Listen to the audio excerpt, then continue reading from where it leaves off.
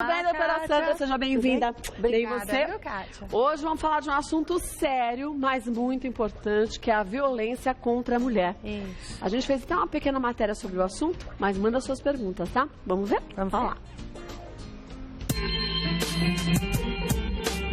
De acordo com a Secretaria de Políticas para as Mulheres da Presidência da República, o Brasil registrou nos 10 primeiros meses do ano passado mais de 63 mil denúncias de violência contra a mulher. A atriz e ex-modelo Luísa Brunet, de 54 anos, revelou que seu ex-companheiro, o empresário Lírio Albino Parisotto, de 62 anos, praticou violências físicas e psicológicas gravíssimas contra ela. A ex-modelo afirmou ter sido espancada pelo empresário com quem vivia em união estável há 5 anos. Tudo teria ocorrido na madrugada do dia 21 de maio, durante uma viagem do casal a Nova York. Em nota, o empresário negou as supostas acusações de agressão, mas ele foi proibido pelo Ministério Público de São Paulo de se aproximar e manter contato com a ex-mulher. Luísa Brunet é embaixadora de um projeto que defende o fim da violência contra a mulher. Por esse motivo, em nota, ela afirma que deu publicidade ao caso para que outras mulheres vítimas de violência tomem coragem e não se calem. Luísa ainda afirma que não agrediu ninguém e que foi vítima de uma agressão covarde e termina dizendo que a verdade prevalecerá. Saiba então mais sobre os direitos das mulheres aqui no Mulheres.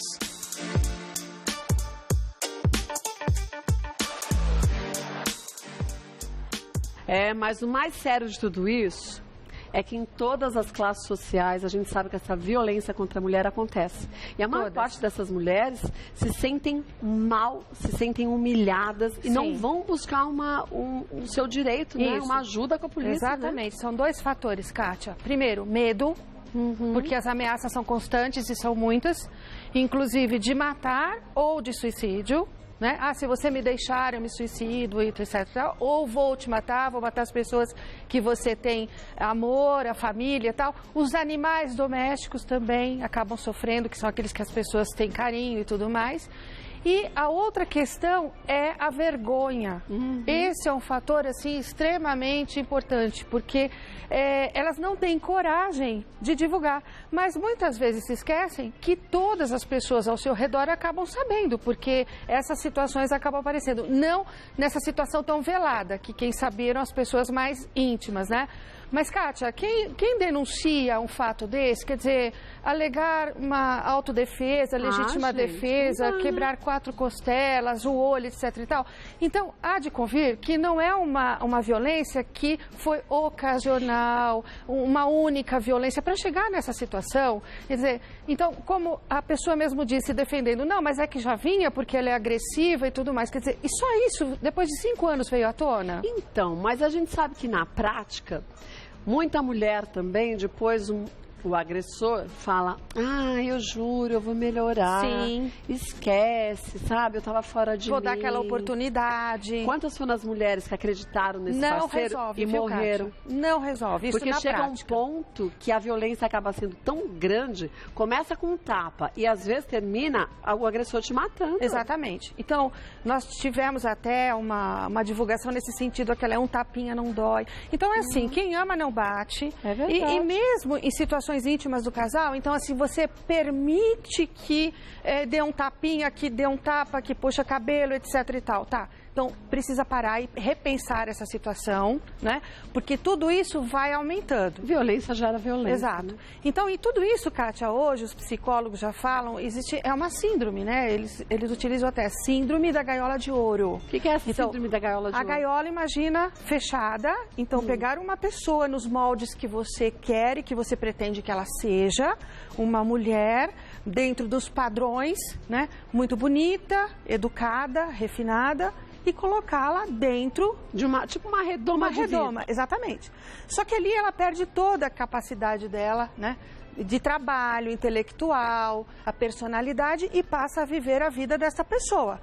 Quando ela resolve se rebelar, porque assim, a pessoa fica na redoma, mas o outro que está fora, ele pode ter a vida social, normal, né? Não é isso? Inclusive, flertar com outras mulheres, etc e tal. Ao dia que esta mulher resolve dizer assim, não, eu não aguento mais, então ela já passa a não servir. Olha, você não está se comportando adequadamente. E aí a forma de punição é a agressão. A né? agressão. Então, a Alicia diz o seguinte: somos casados há 12 anos, nos últimos 6 anos, meu marido passou a me vigiar, revirar armários e rasgar as roupas que uso. Ele chega a gritar e é uma verdadeira tortura, não aguento mais. Isso é violência doméstica? O que fazer?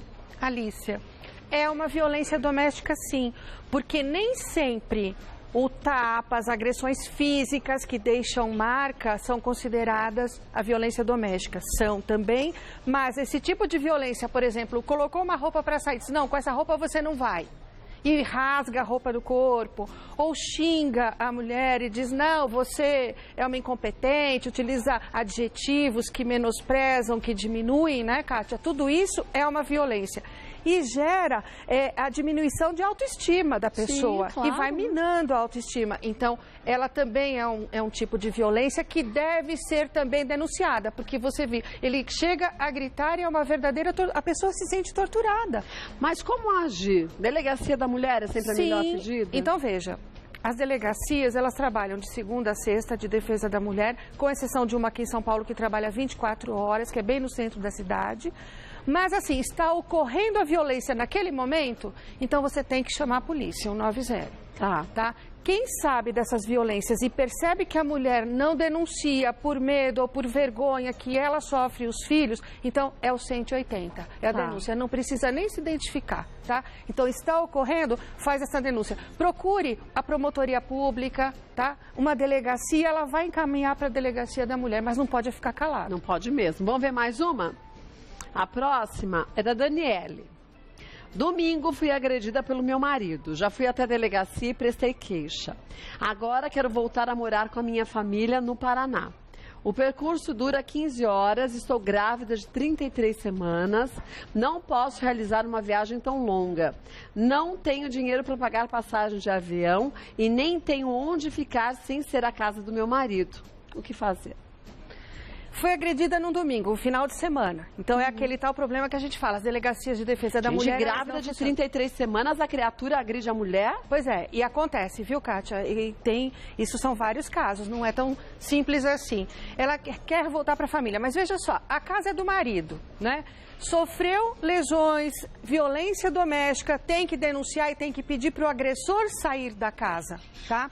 E em alguns casos onde, permanecendo na casa, então ainda corre risco da integridade física, então aí o juiz pede a retirada da casa e vai colocá-la num lugar seguro. Tipo um abrigo? Um abrigo, uma casa onde ela vai ficar e não vai ser exposto o endereço e tal, justamente para preservação da integridade física.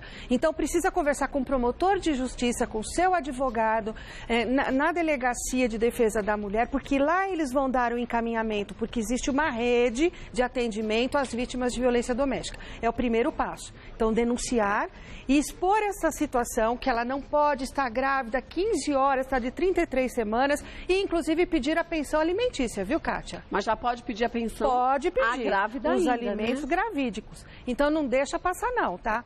E em casos assim extremos, inclusive pedir indenização, tá? Ele vai ter que pagar todas essas despesas com viagem e tudo mais, tem que pedir. Passagem aérea, tem que requerer, mais, né? porque ela vai passar por tudo isso em função da violência que ela está passando. Ela diz que já prestou queixa, mas não tem que esperar, não, né? Ver o que vai acontecer, porque talvez isso demore exatamente, um pouquinho. Você sabe, exatamente, né? Inclusive a promotoria pública, sim, Kátia, eles atendem as vítimas de violência. Existe nos fóruns criminais os grupos que tratam de violência doméstica e já dão encaminhamento, inclusive suporte, encaminham para psicologia, assistência social e inclusive para a questão jurídica, tá? Olha, Daniele, vai buscar a ajuda da promotoria pública, se for o caso. O que não pode é ficar na mesma casa, exatamente, achando que as coisas vão melhorar. Porque uma vez que foi agredida... Não vai acabar. E olha, eu vou te falar, um homem que agride uma mulher já é terrível. Que agride uma mulher grávida, não dá nem para ser chamado de homem, não dá para chamar de bicho, porque bicho não faz isso, né? Exatamente. Então é uma coisa terrível. O próprio filho, né? Não é? E tem que ter essas denúncias na mídia. Tem, gente. Para as mulheres se empoderarem, né? Terem coragem de lutar pelos seus direitos e fazer as denúncias. Infelizmente, mas é assim que acontece. Então, Daniele, busque a promotoria pública o quanto antes, tá bom? Boa sorte para você. Vamos ver mais uma? A próxima de quem é?